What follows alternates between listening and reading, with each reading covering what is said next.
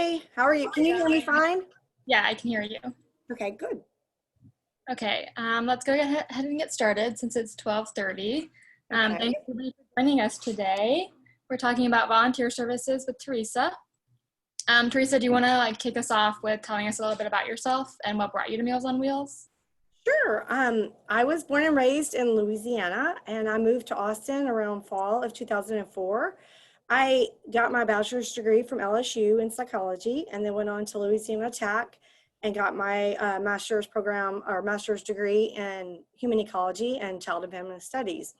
In my past, for the first 16 years of my career, I worked in community case management and then started doing primary prevention and advocacy for child abuse prevention and I served as the North Louisiana Regional Director for Louisiana. So in 2004, I had honestly never been to Austin. I had been to Dallas, Houston, El Paso, Lubbock, all over Texas, but never Austin. I like road trips, and I had signed up to do a chaperoning of a lacrosse team for LSU. So I drove over here with the group, and lo and behold, I fell in love with Austin, and I went back home, and within about a month or two, Austin came up multiple times, it seemed like, in my life, like the conversation about Austin, and I was like, okay, I think these are signs presenting themselves. And so I contacted my boss, and I was like, I think I want to move to Austin. I put a sign for sale by owner in my front yard of my house. And 2 weeks later, I sold my house and I moved. I didn't know a soul in Austin. My family thought, to be quite honest, I had lost it because I normally am very regimented, and I was just like throwing caution to the wind and moving. So I came to Austin, and I had told myself, I'm giving myself 6 months to get to know the community because I'd done pretty well in my house sale. But after about 4 or 5 weeks, I was bored. I like to do things. And so I thought, let me start looking for a job. And though I had always worked on the front end of life, meaning working with infants and toddlers and children, I just really wasn't finding the job search in Austin in that arena that I was most interested in. And my grandfather, my last grandparent, had just passed the same year in 2004, and I was still somewhat grieving that loss. And one of the things services he got early on in his illness was Meals on Wheels. And so I was like, okay, I'll see it opening, so I'm going to go over and find out about this Meals on Wheels program because I had never really participated in it. And I come in, and out of all the interviews I think I've ever had, it was probably the most arduous. I had a 3.5-hour interview. I mean, Sue Ellen Mills, my predecessor, she grilled me hard. But from the minute I walked out of that interview, I was like, I hope I get this job. I really want to be here.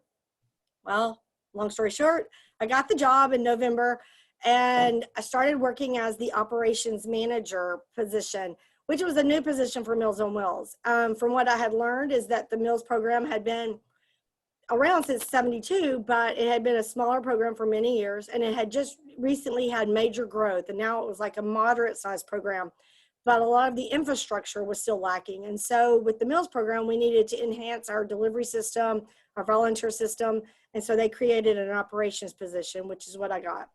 And by 2010, I was promoted to the vice president for volunteer services and distribution, which is the position I currently hold.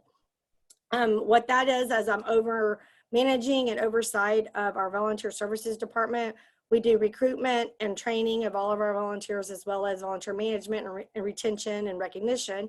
And on the distribution side, oversight of all of our meal delivery systems. And we have the Meals on Wheels program, our city and county congregate programs, our Meals for Kids programs, Second Meals program, and our rural country Meals program. Awesome. Yeah, I also blindly moved to Austin. So what changes have you had to make to volunteer services since our COVID-19 response began in March? Well, we did a dramatic shift. So before COVID, we were a 5-day-a-week delivery system at 14 different pickup sites, and we had about 75 to 7,800 active volunteers. Within a week of finding out that we needed to go remote and do an alternative delivery system, what I learned is that we have a very adaptable team and a flexible team that we were able to quickly pivot to a different delivery system. And so what we are doing now what we have been doing is a bi-weekly delivery on Fridays of shelf-stable products. It utilizes both volunteers and staff to make that work, and they pick up at the central kitchen, so one location. One of the primary reasons for doing such a dramatic shift was also to ensure the safety of not only our clients, but our volunteers and our staff. It allows for drive-through pickup, contactless drop-off, and the volunteers, wear masks and the hand sanitizers, all the safety protocols that we want to ensure that everybody remains safe. We have been fortunate enough that we have been able to serve our clients every single week. They get enough food for every single week for the last 6.5 months. So I think it's a testament to just how dedicated not only our staff are, but our volunteers as well. Yeah, for sure. Can you talk a little bit about the impact your program has had since COVID-19 started? Absolutely. When we first started, we were sitting at, or before COVID, I would say we were sitting at about 40 to 45% open routes out of 1,360.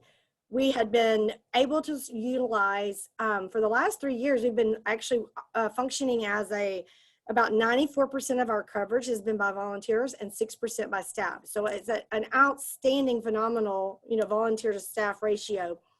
Since COVID, and rightly so, it makes everyone, all of us, we're all impacted by it, uncomfortable. And then we do have a lot of volunteers that are older adults as well as our clients.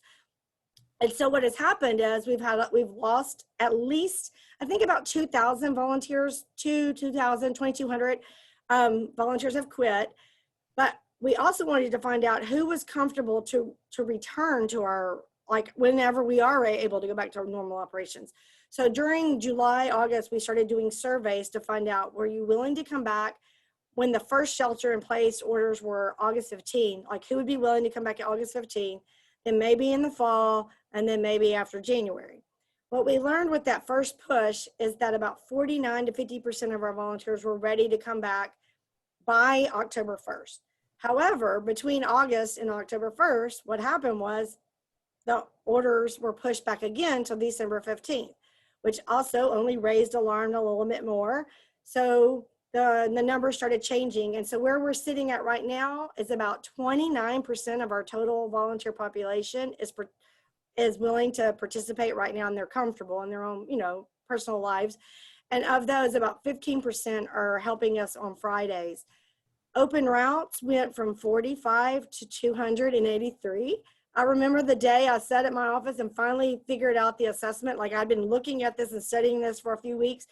And when I got it finally down to the number, I didn't get overwhelmed. All I could do was laugh because I was like, all we can do is go up from here. Because I was like, wow, this is huge. We've made major momentum in just a month. That from the middle of August to the middle of September, we've already filled about 100 routes. We still got 203 more routes to go. So we are definitely looking for, volunteers to re-engage when we're time to reopen, or new volunteers to join on. Awesome. What's your favorite thing about your role here at Sawmills? Probably the people. Not only like the staff, I love the people here. We're a mixed bag of nuts, as I say, like we're all kind of all over the place. I love that. But also because Meals on Wheels allows you to meet so many people, like from the client end to the volunteer end. And I'm a natural extrovert. I get my energy from people. So the more people I can meet and people that are different from me, it energizes me. And it just makes me want to keep recharging and going forward. When I'm overwhelmed, I go drive a route because that will help me out. That's awesome. Do you have a favorite client story or volunteer story? I have actually many over the years, since I've been here about 16 years. It's crazy to think I've been here about 16 years. I feel like I've been here just a few. But probably one of my most favorite client stories was something that happened early on from working at Meals on Wheels. So it was one of those days we had a bunch of no-shows when I first had started within my first 6 months, and I went to drive a no-show route. And during this route, I get to a client's home, and I just remember the door was open and the screen door was shut, but it was a beautiful sunny day. And this wonderful person inside was like, oh, come on in. Just this wonderful personality. And I opened the screen door, and just it was like one of those instant connections. You know, when you just meet someone, you just like, there's whatever it is, you don't know what it's about, but you just connect. We were 2 different ages, 2 different races, 2 different genders, you name it. We were completely opposite, but yeah, like we had a connection. So I sat down and we start visiting. And before I knew it, I was like, oh my gosh, I've been here almost 10 minutes. I got to finish my route. I got to go.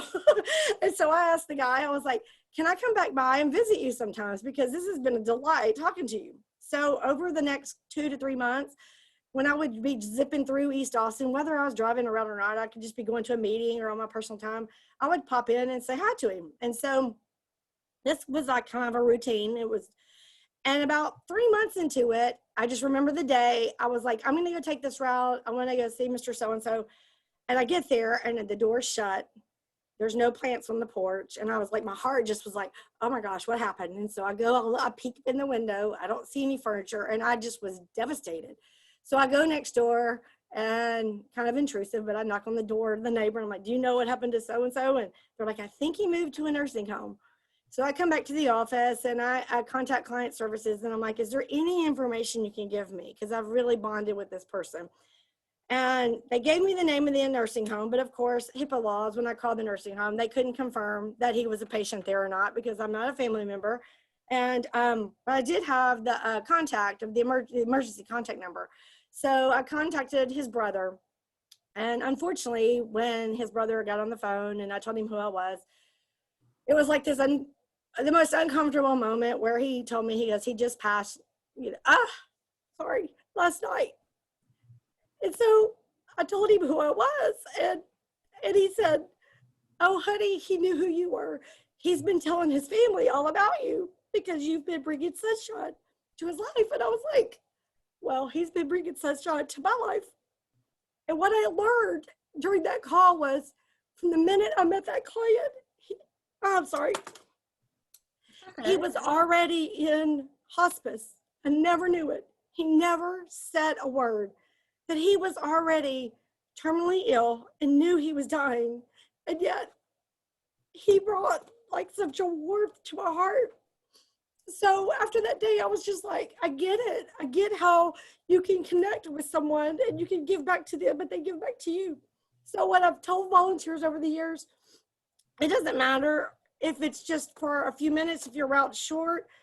If you're having a bad day, go deliver a route. I kid you not. I mean, you're not going to connect every single time like that with every single person, but at least 1 or 2 clients on your route, you're going to get delight from, you're going to get joy from, you're going to give them joy. They're going to give you joy right back.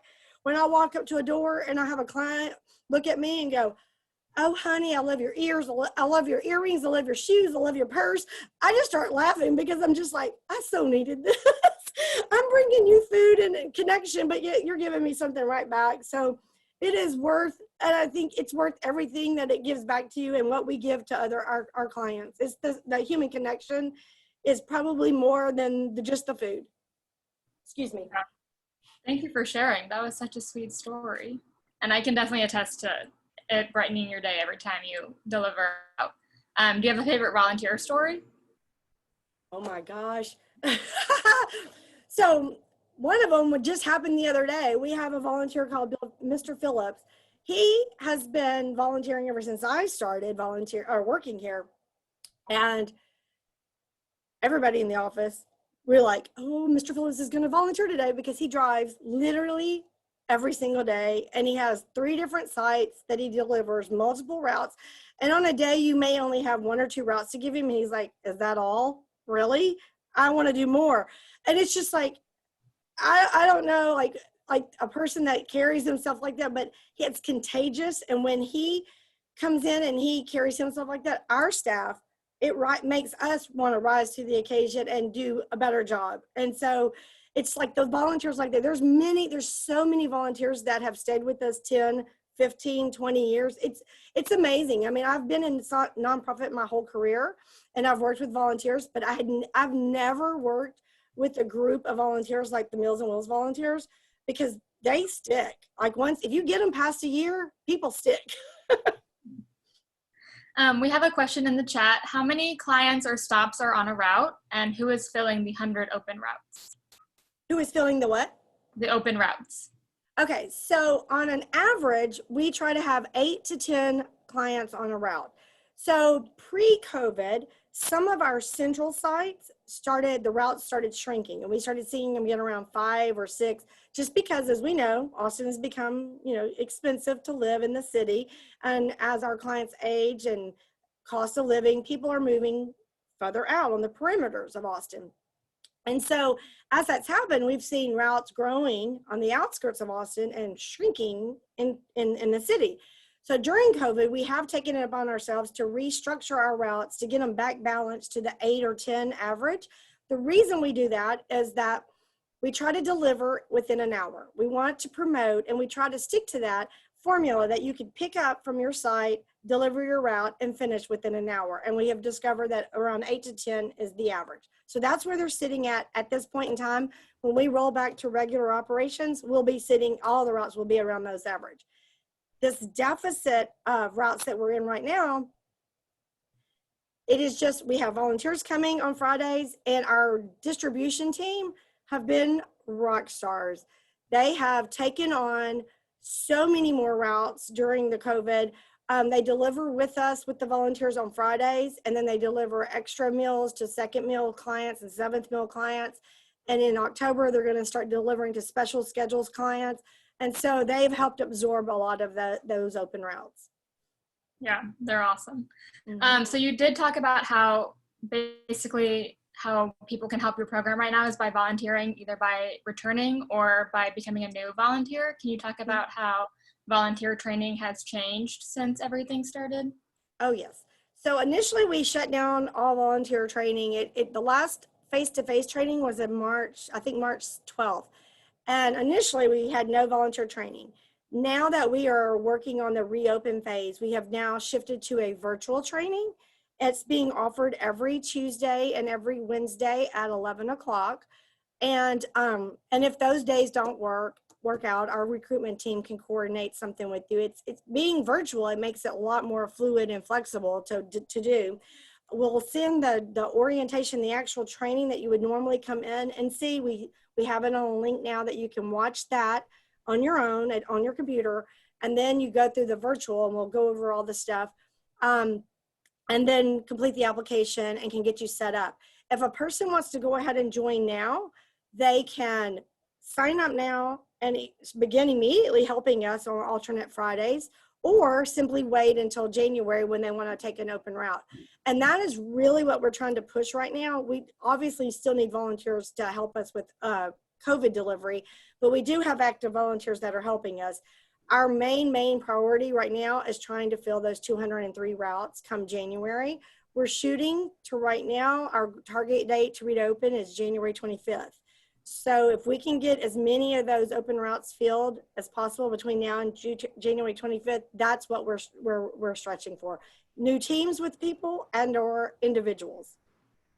Can you talk a little bit about, I know right now volunteers are needed every other Friday, but can you talk about the flexibility of scheduling when normalcy resumes? What do you mean? Like, if you can only volunteer on like one day a week. Oh, yeah. Kind of oh, thank you. So normal meal delivery runs Monday through Friday. And if you sign up for a route, so for instance, if your Mondays are your open day, your flexible day, then we would try to gear a route that's not only on a Monday, but also a route that's near where you're going to be at lunchtime. So we have 14 pickup sites. Right now we're functioning out of the central kitchen, but in normal operations, we have 14 pickup sites. And where you live and or work around lunchtime is where we would try to get you a route. So you can easily drive to that site, pick up your route, and deliver, and on the day that's most convenient to you. We always say, I know people will come through and go, I want to sign up Monday through Friday. Well, I've done this long enough, and I know people having good intentions, but you really set yourself up, because what happens is if we have no shows, we may be calling on you. So I always tell people, start off slowly, start off with one day a week. After you get that rhythm down and you feel like, oh, I have the flexibility, I can add another day, do it, like, pace yourself. But however, if you are not able to have like a specific day, if your schedule's too tight and you're just not sure about what days of the week work for you, and you can't commit on a specific day to a specific route, we also have substitute routes, meaning you choose a site where you're at, However, you don't have a specific route assigned. And then you can also choose days of the weeks that would be more conducive to your own schedule. And on those days when we have open routes, we'll call you and say, hey, we got 5 routes open at, such and such. Would you like to take one? And then we just schedule it like that. Thank you. So we have a few extra minutes. Is there one important thing you'd like people to know and take away about Meals on Wheels and the Volunteer Services Department? Yes. Well, Meals on Wheels Central Texas has been around, like I said, since 1972. It is a community-based organization. I mean, if I happen to walk into a store with my name badge on or my t-shirt on, it seems like everybody's familiar with Meals on Wheels programs, and they're across the nation. I mean, we're just one of many. Though we're not all connected as the same organization umbrella, we're all connected with the National Association. And we have expanded our services over the years, and we're not just a meal program. Like, we want people to understand that we're helping keep older adults in their homes longer by providing an array of services, our wraparound services, by providing pet services and grocery food services and home repair services. There's an array of services that when I start telling my friends that live in other places, they're like, your meals programs really do all that? And I was like, oh yeah. And so it's a pretty amazing organization as a whole. And then the Volunteer Services and Distribution Department, if you haven't met us, come and meet us. We're a wacky group of people. We're probably the most loud at the organization because we're pretty much all extroverts. We love parties. We love theme parties. You might show up on any given day and we have wacky hats on or wigs on or whatever. We try to make it fun. But if you enjoy what you're doing, then it makes it not seem like work sometimes, and you're just doing something that you enjoy. Yeah, I love that. Thank you for joining us today, Theresa. Thank you for having me. I appreciate it. Of course, and thank you everybody else for joining also. All right, well, y'all take care. Have a good day, everybody. All right, bye-bye. Bye.